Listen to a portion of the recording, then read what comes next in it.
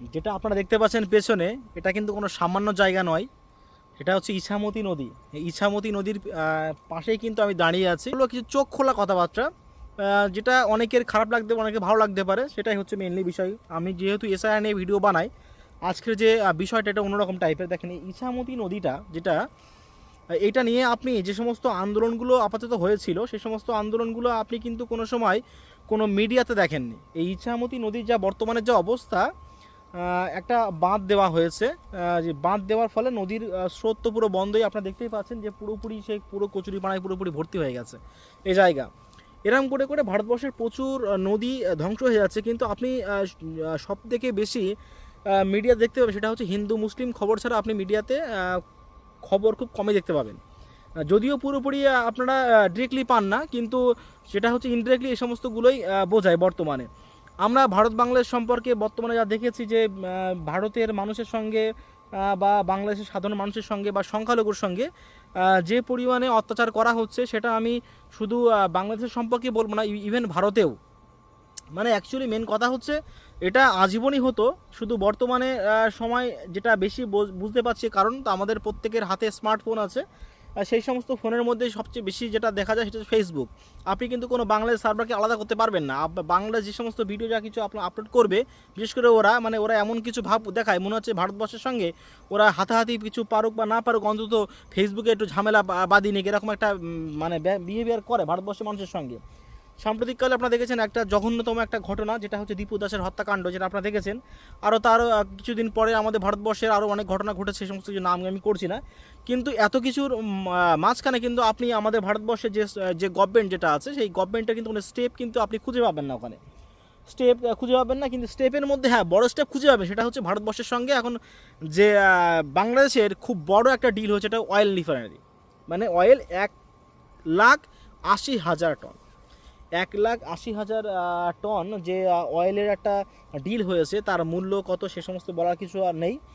তো আমরা সাধারণ মানুষ দেখেন বাংলাদেশের সঙ্গে চাচ্ছি যে সেপারেট হতে, বা কোনো প্রকারে যাতে বাংলাদেশের কোনো সম্পর্ক যাতে বিচ্ছেদ না হয়ে থাকে, কিন্তু এত কিছু হওয়ার পরেও আপনি দেখছেন যে আমাদের সঙ্গে বাংলাদেশের সঙ্গে একটা নতুন যে ডিল হয়েছে, আবার তার উপরে কি হচ্ছে যে দেখছেন যে আদানি যে সাপ্লাই করছে তেলের, সেই সমস্ত সাপ্লাইগুলো কিন্তু অলরেডি তেল না, যেটা হচ্ছে বিদ্যুতের, সেটা কিন্তু অলরেডি রয়ে গেছে। আমি যেটা বলতে চাই যে সাধারণ মানুষের করে বিশেষ করে অন্তত যে সমস্ত প্ররোচনায় আমরা পা দিই, যে সমস্তগুলো দেখে আমরা আন্দোলন করছি, হ্যাঁ আমাদের স্বাধীনতার জন্য আন্দোলন আমরা করছি, কিন্তু আমাদের সমাজ যে সমস্ত যারা লেভেল যারা উপরে যারা আছেন, তারা কতটা কর্ণপাত করছেন আমাদের দেখে।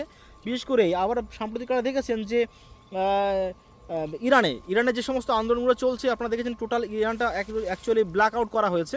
হ্যাঁ, ইরানটা যে ব্ল্যাক আউট করা হয়েছে, ওখানে কোনো নেট চলছে না। আবার তার উপরে যাকে ইলন মাস্ক নাকি আবার ওখানে নেট স্টার্লিং দেওয়া স্টার্ট করেছে।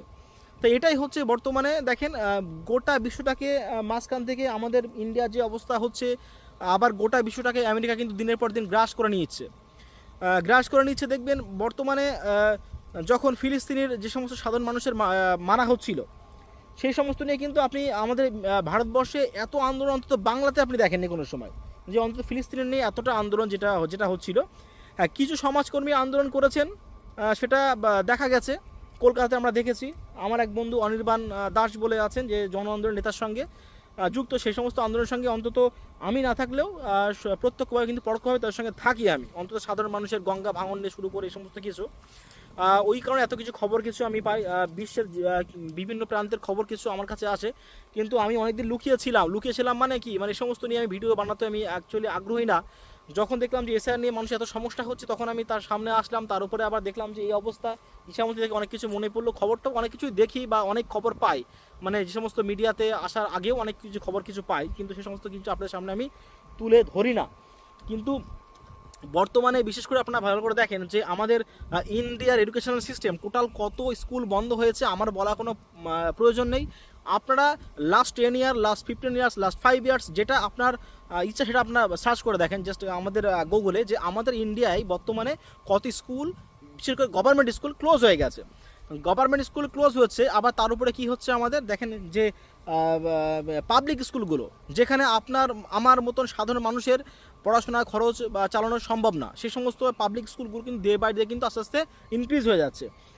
এইবারে বর্তমানে দেখেন যেভাবে আমাদের ইন্ডিয়ার সাধারণ মানুষগুলো এই গভর্নমেন্ট স্কুল বন্ধ হওয়ার জন্য যেভাবে স্ট্রাগল করছেন, জাস্ট গরিব মানুষের যে সমস্ত ফ্যামিলিরা তারা উপরে উঠতে পারছেন না, এইগুলোকে আস্তে আস্তে দমিয়ে দেওয়া হচ্ছে স্কুলগুলো। শুধু আমাদের ইন্ডিয়া থেকে তথা ইন্ডিয়া ওয়েস্ট বেঙ্গল সমস্ত জায়গায় টোটাল আপনারা দেখবেন যে সার্চ করে স্কুল বন্ধ হওয়ার পেছনে সবচেয়ে বেশি প্রথম আছে মধ্যপ্রদেশ গভর্নমেন্ট স্কুল, তারপর আছে উত্তরপ্রদেশ, আমাদের পশ্চিমবঙ্গ তো আছে। ধরুন আমি আমার স্কুলের কথা বলছি, টোটাল 3টে টিচার আপাতত আছে, তার মধ্যে একজন ডিএলএড আছেন আর আমরা দুজন বিএলওতে আছি নিযুক্ত।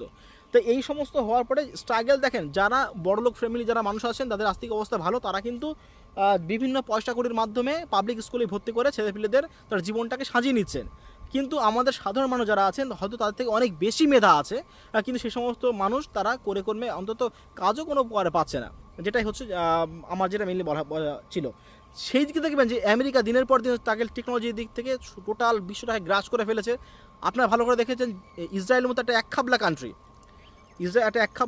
ইসরায়েল, তাকে কিন্তু কেউ কিছু আঘাত করতে পারছে না, কারণ টোটাল বিশ্বটাকে সে তার টেকনোলজি দিয়ে গ্রাস করে ফেলেছে। আমি সকালবেলা ঘুম থেকে উঠে যে ফোনটায় হাত দিচ্ছি, আমার ডেটা অলওয়েজ, আমি আমার দেশের পিএম থেকে শুরু করে আমার সিএম থেকে শুরু করে যারা আছেন তাদের সমস্ত ডেটা সমস্ত কিছু কিন্তু অলরেডি, যতই সেই অ্যাপেল হোক বা স্যামসাংয়ের আলট্রা হোক বা গুগল পিক্সেল হোক না কেন, যতই আপনাদের হায়ার লেভেলের অথরিটি মানে সেট থাকুক না কেন, মানে স্মার্টফোন থাকুক না কেন, সমস্ত ডেটা কিন্তু আছে সব ওই আমেরিকার হাতে। তাহলে আপনার দেশের নেতাকে ট্র্যাক করা কিন্তু ওদের কোনো ব্যাপারই না। যদি কোনো সময় কিছু মনে করে যে ওই দেশের নেতা আমার এগেনস্টে যাচ্ছে, সেই দেশের নেতাকে কিন্তু মানে ওরা খুব ভালোভাবে সেটাকে ট্র্যাক করে নিচ্ছে এবং ট্র্যাক করার পর সেটাকে মেরে ফেলছে। আপনারা ভালো করে দেখেন সাম্প্রতিককালে বিশেষ করে ইসলামিক কান্ট্রিগুলো মানে মিডল ইস্টে যেগুলো আছে সব এক পর এক খতম হয়ে যাচ্ছে। এটাই হচ্ছে মেন ব্যাপার, যে টোটাল আপনার হোয়াটসঅ্যাপ থেকে শুরু করে ফেসবুক থেকে শুরু করে আপনি যা কিছু নেবেন সমস্ত ডেটা আপনার ডেটা সব ওখানে চলে আসছে। আমরা যে এসআইআর করছি, এসআইআরের যে ডেটা যা কিছু আছে অ্যাপের মধ্যে আছে, হ্যাঁ, সেই সমস্ত অ্যাপটা আছে কোন ফোনের মধ্যে সমস্ত ডেটা কিন্তু ওদের কাছে আছে, ফটো থেকে শুরু করে সমস্ত কিছু। তো দিনের পর দিন যদি আমাদের ইন্ডিয়া বিশেষ করে যে যদি টেকনোলজিতে যদি উন্নত না হয়ে থাকে, আমাদের আজ দেখেন 50% ট্যারিফ আমাদের উপর অলরেডি চাপানো হয়েছে, আরও ধমক দেওয়া হচ্ছে 500% ট্যারিফ লাগাবে যদি ইন্ডিয়া রাশিয়ার থেকে তেল কিনা বন্ধ না করে। আমরা সাম্প্রতিককালে দেখেছি যে ভেনেজুয়েলা থেকে শুরু করে এই যে ভেনেজুয়েলাকে যে আমেরিকার যে মাদুরোকে যেটা আমেরিকা যে অপহরণ করে নিয়ে গেছে, তার কিন্তু মেন প্রধান কারণই হচ্ছে কেন দেখেন, যা কিছু ওর ওপরে মানে অ্যালিগেশন লাগানো হচ্ছে সেই সমস্ত অ্যালিগেশনের পিছনে কিন্তু অন্যরকম কারণ থাকতে পারে। মেনলি যতটুকু যা হচ্ছে যে ভেনেজুয়েলা একটা তেল উৎপাদনকারী কান্ট্রি, হ্যাঁ, ওরা ওদের দেশ থেকে তেল নেবে, তেল নেওয়ার পরে সেটা আমেরিকা নেবে, আমেরিকার কাছ থেকে অন্য কেউ নেবে, এটাই হচ্ছে মেন ব্যাপার। বিশেষ করে আমাদের ভারতবর্ষে দেখেন ম্যাক্সিমাম যে তেল যা কিছু আছে সব কিন্তু রাশিয়ার কাছ থেকে নেয়, আর যত কিছু তেলের যা কিছু খনি ম্যাক্সিমাম কিন্তু সব মিডল ইস্টে আছে, ম্যাক্সিমাম যা কিছু আছে। ওই কারণে দেখবেন আমেরিকা সব থেকে বেশি এবং ইসরায়েল মিডল ইস্টের ওপর সব থেকে বেশি আঘাত আনে। কোনো ধর্ম কিন্তু মেন কিছু না, মেন কথা হচ্ছে ওদের মেন লোভ হচ্ছে প্রাকৃতিক সম্পদকে নেওয়ার পরে সেই দেশকে পুরো পঙ্গু করে দেবে, তারকে হাতের মুঠো করে রেখে দেবে, এটা হচ্ছে মেনলি। আপনারা কদিন আগে দেখেছেন যে তেজস বলে যে বা হিজবুল্লাহর যে উপরে আক্রমণ করা হয়েছে, একটা ডিভাইস ছিল, সেই ডিভাইসটা একটা যে তাইওয়ানের এক কান্ট্রি, যেটা তাইওয়ানের এক কোম্পানি, সেটাকে ওরা ওই ব্যাটারিগুলো উৎপাদন করেছিল, সেই ব্যাটারি ব্লাস্ট করে অনেক মানুষকে মারা গেছে। তাহলে সিকিউরিটি আমরা যে সমস্ত কম্পিউটার যা কিছু আমরা আপলোড করছি, যা কিছু দেখেন সমস্ত মাইক্রোসফট থেকে শুরু করে সমস্ত কিছু কিন্তু আমেরিকার হাতে। ওটাই হচ্ছে দিনের পর দিন আমেরিকা টোটাল বিশ্বটাকে গ্রাস করছে, একমাত্র তার টেকনোলজিতে একমাত্র চীন ছাড়া। চীন যে আছে তার একমাত্র নিজস্ব টেকনোলজি চীনেরই একমাত্র আছে, আর তাছাড়া কিন্তু কারো কিছু নেই। তো যাই হোক, আমি কিছু কথা বললাম যে ভারতবর্ষের মানুষের উপরে যে অমানবিক যে করা হচ্ছে বর্তমান যুগে, সেই নিয়ে কিছু কথা তুলে ধরলাম।